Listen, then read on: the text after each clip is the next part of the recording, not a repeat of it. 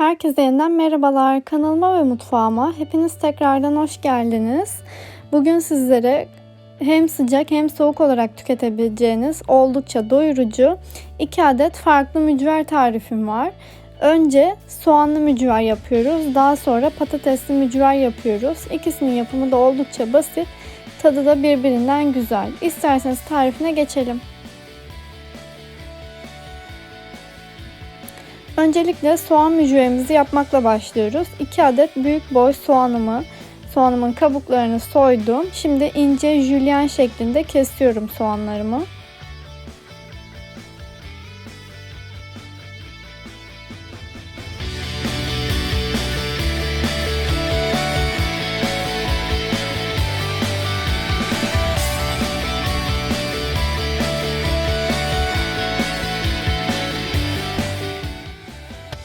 Evet, soğanlarımı ince jülyen şeklinde kestim. Şimdi üzerine 1 tatlı kaşığı tuz ilave ediyorum ve ilave ettiğim tuzla soğanlarımı güzelce ovuyorum.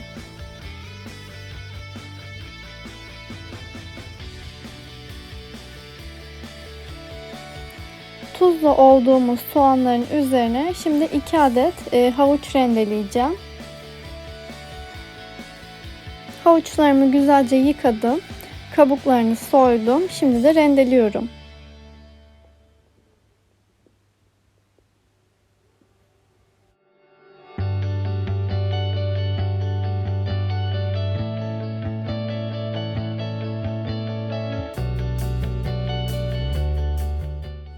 Evet, güzelce havuçlarımı da rendeledim. Şimdi üzerine 2 adet yumurta,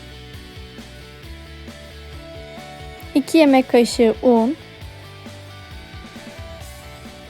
2 yemek kaşığı mısır unu, yarım çay kaşığı kimyon ve karabiber, 7-8 dal ince kıyılmış maydanoz. Bu şekilde malzemelerimi güzelce karıştırıyorum. Homojen bir biçimde. Bu arada tarifimi buraya kadar izlediyseniz ve beğendiyseniz beğen tuşuna basmayı, yorum yapmayı, aynı zamanda hala bana abone değilseniz abone olmayı da unutmayın lütfen. Bildirim zilini açarak videolarımdan ilk haberdar olabilirsiniz.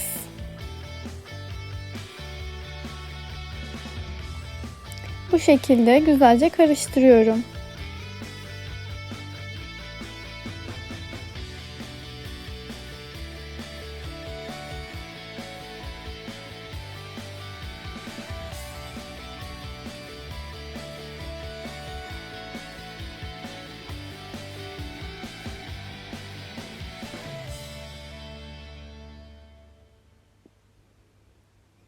Tavaya az bir miktar sıvı yağ aldım. Yağımı güzelce kızdırdım.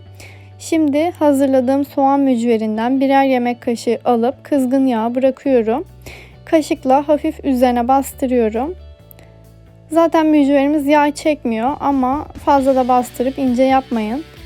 Bu şekilde kenarlarını da düzeltebilirsiniz.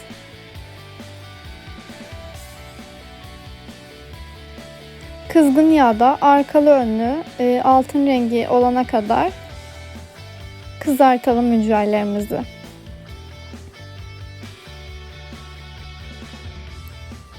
Mücver gerçekten çok güzel bir yemek. Hem soğuk hem sıcak yenebiliyor. Aynı zamanda oldukça da basit. Çocuklarınıza bunu köfte gibi yedirebilirsiniz.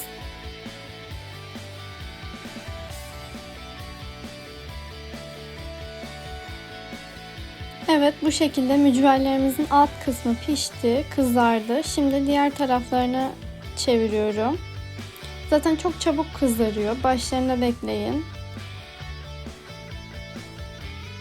Hiç de yağ çekmiyorlar ayrıyetten. Tavaya çok az sıvı yağ koyup kızgın yağda mücverlerimizi kızartalım. Evet, bu şekilde önü arkası bu renkte oluyor.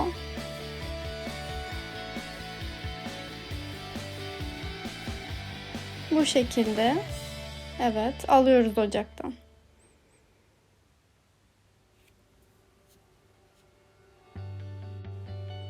Evet, şimdi patates mücverimizin yapımına geçiyoruz. 2 adet orta boy kabuklarını soyup güzelce temizlediğim patatesim var. Bunları rendede rendeliyorum.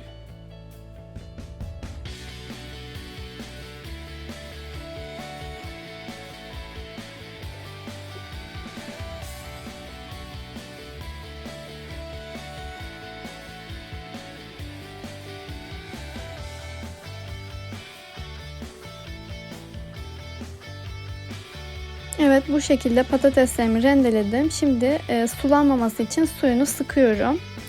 Patates ve kabakla mücver yaptığınızda bunlar çok sulanan, mücveri sulandıran malzemelerdir. O yüzden güzelce suyunu sıkıp da mücverin içine koymanızı tavsiye ederim. Yoksa gerçekten çok sulu, kötü bir mücveriniz olur. Güzelce suyunu sıkalım. Ve yaptığınızda anında pişirmeye özen gösterin. Fazla bekletmeden, yine sulanabilir.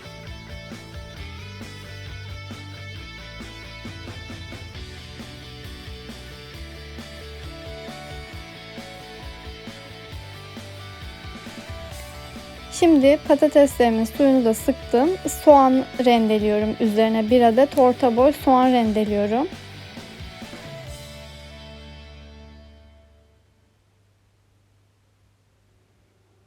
Soğan da mücverimize gerçekten çok güzel bir tat, aroma veriyor. O yüzden soğan ilave ediyoruz.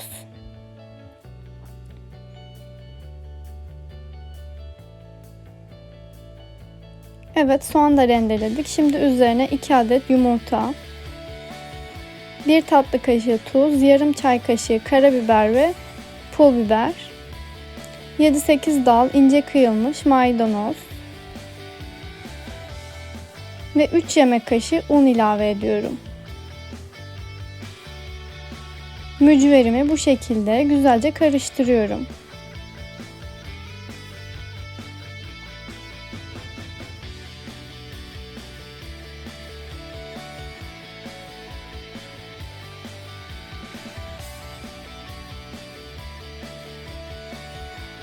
Evet, bu şekilde mücverimizin içeriği hazır.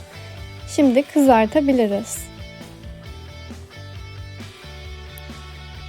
Evet, tekrardan tavama az miktarda sıvı yağ aldım. Yağım güzelce kızdı. Şimdi birer yemek kaşığı mücverimden alıp tavaya koyuyorum ve kaşıkla bastırıyorum. Çok fazla bastırmıyorum. Bu şekilde şeklini düzeltiyorum.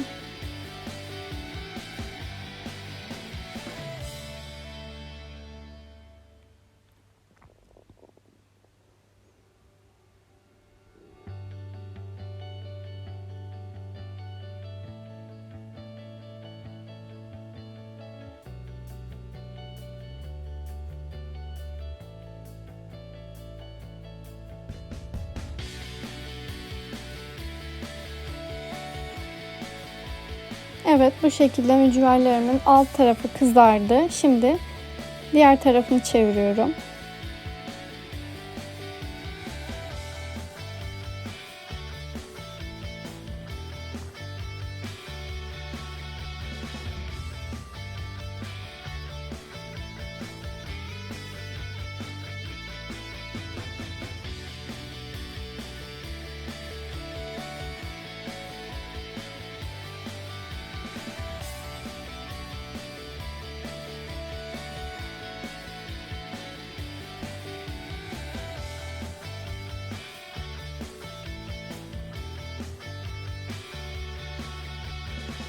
Evet, bu şekilde altı üstü nar gibi kızardı mücverlerimin.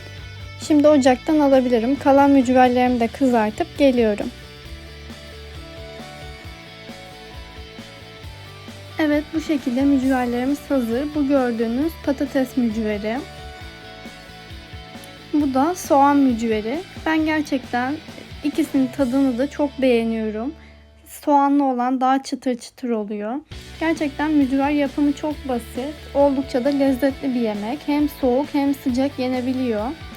Ben mesela geceden yapıp sabah kahvaltıda da yiyorum.